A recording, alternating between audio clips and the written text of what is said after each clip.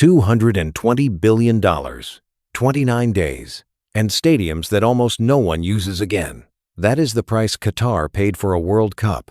But in 2026, the United States, Canada, and Mexico are betting on a completely different model. No new stadiums, no construction debt, just using what already exists. It sounds smart, efficient, even safe. But here is the real question.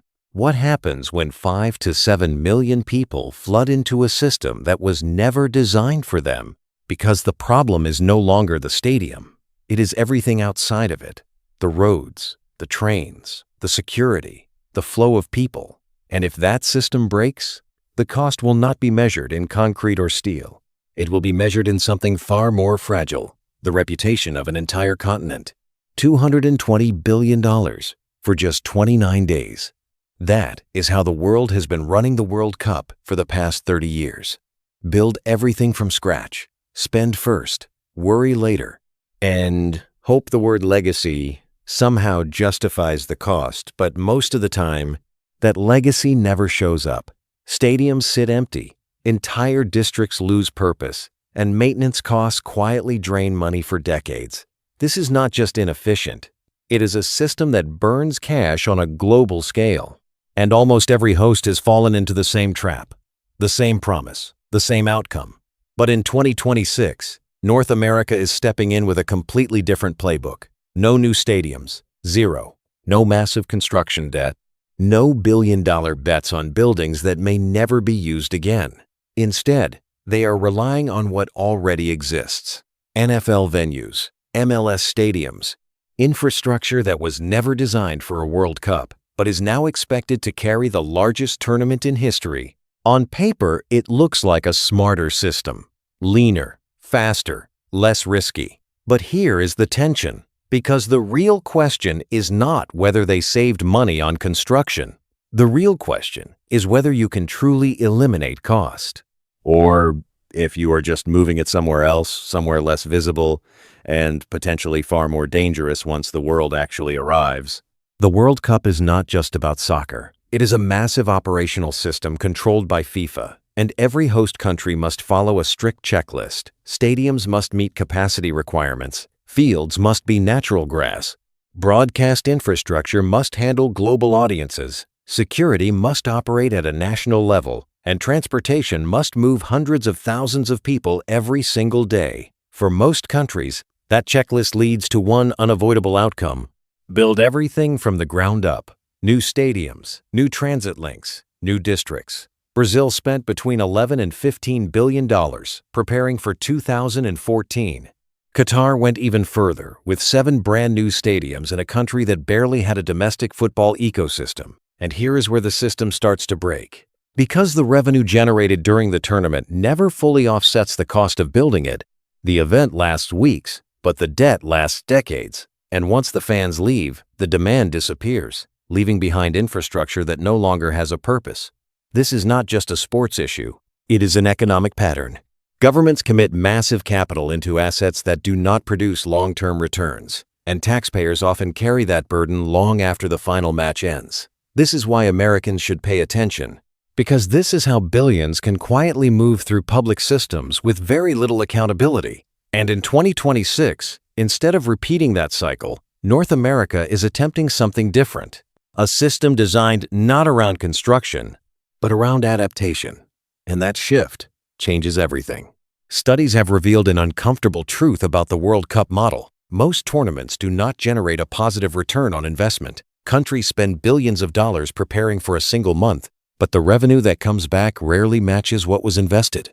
The gap is not small. It is structural, and it continues long after the final whistle. Because the real cost begins after the event ends. Governments are left maintaining massive stadiums that local leagues cannot fill. Facilities that were built for global demand suddenly face local reality, and that mismatch turns into a financial burden that can last for decades. This is the trap, and it has repeated itself over and over again for nearly 30 years. Different countries, different cultures, same outcome, high expectations followed by long-term underuse. So when the United States was selected to host the 2026 World Cup alongside Canada and Mexico, most analysts expected the same pattern to play out again. New construction, rising budgets, and another cycle of overspending. But this time, one core decision changed everything. Instead of building new stadiums, they chose not to build at all. No billion-dollar construction projects, no rush to create new venues, just a system built on what already exists. And that single decision may have avoided the most expensive mistake in World Cup history. Or it may have created a completely different kind of risk that has not fully revealed itself yet. 16 stadiums, 0 new construction. That sounds like a cost-saving strategy, but the numbers tell a very different story. Because the cost did not disappear, it simply moved into other parts of the system. The United States alone is spending over $100.3 million just on transit upgrades. That means shuttle systems, increased train frequency, and crowd navigation tools. Then there is security. $625 million allocated to protect the event across multiple cities, plus another $250 million dedicated to counter drone systems, because the risk profile of a global event has changed. And it does not stop there. Each host city faces its own surge.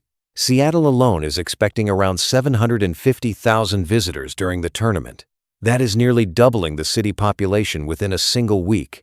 Now scale that across the entire system. 5 to 7 million people moving across 3 countries, 16 cities, and 104 matches. This is no longer just a sports event. It is a full-scale stress test of urban infrastructure. Every train line, every highway, every security checkpoint becomes part of a synchronized system that has to work without failure, because even a small disruption can cascade into a city-wide breakdown. And that leads to the real pressure point. Everything now depends on one critical factor: whether the flow of people can move efficiently. Because if that flow breaks, the entire system breaks with it. 2 systems are now colliding. The old model focused on building stadiums and controlling what happens inside them. The new model relies on existing venues and shifts the pressure to everything outside. Inside the stadium, it is simple. 90 minutes of football, controlled access, predictable flow. But outside, it becomes something entirely different. Transportation networks, train systems, parking capacity, security layers, and millions of international visitors, all moving at the same time. This is where the real complexity begins, because unlike a stadium, a city cannot be easily controlled or reset, and the cracks are already starting to show. In Foxborough, a dispute over $7.8 million in security costs nearly pushed local officials to reject hosting the World Cup entirely, not because of the game itself, but because of who would pay to keep the system running. In Miami, organizers warned that fan festivals could be canceled due to funding gaps. Again, not a football problem, but an operational one. And these are not isolated incidents. They are signals of a larger conflict. This is no longer about building infrastructure. It is about sustaining it under extreme pressure. And the real battle is not happening on the field. It is happening between cities, governments, and private operators, all trying to answer the same question: who pays to keep the system alive when the world shows up? Because if that answer fails, the entire event is at risk. But this is no longer a story about stadiums. The real problem is not FIFA. It is not construction budgets. It is not even about how much money was saved by not building new venues. The real issue sits somewhere deeper: the ability to operate a system that was never designed for this scale. An NFL stadium can hold 80,000 people. It can handle security, seating, and broadcast with precision, but step outside that structure, and everything changes. The surrounding transportation networks were built for regular season traffic, not for a sudden surge of global demand. The highways were not designed for millions of visitors arriving at once. The train systems were not built to move multilingual crowds under time pressure.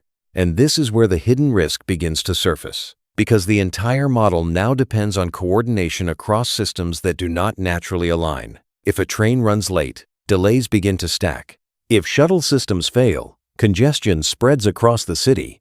If crowd control breaks at a single checkpoint, it can ripple into a full-scale disruption. And unlike construction delays, these failures happen in real time, in front of the world, turning a global event into visible chaos. And if that happens, the World Cup does not just become inefficient, it becomes a global logistical breakdown that no amount of planning can fully hide. If this model works, It will redefine how the world hosts every major event. No more building from zero. No more billion-dollar stadiums with no future. Just optimizing what already exists, turning cities into flexible systems instead of permanent construction sites. And that shift could save governments billions while reducing long-term risk. But if it fails, the consequences will not be measured in concrete or steel. They will be measured in something far more fragile: trust. Because when millions of people travel across the world and the system cannot handle them, the failure becomes global and immediate. It plays out in real time, on screens, across media, shaping how cities, governments, and entire countries are perceived. And in a modern economy, perception drives investment, tourism, and long-term growth. Once that trust is damaged, it is far harder to rebuild than any stadium. And this is what makes 2026 so critical. It is not just a tournament.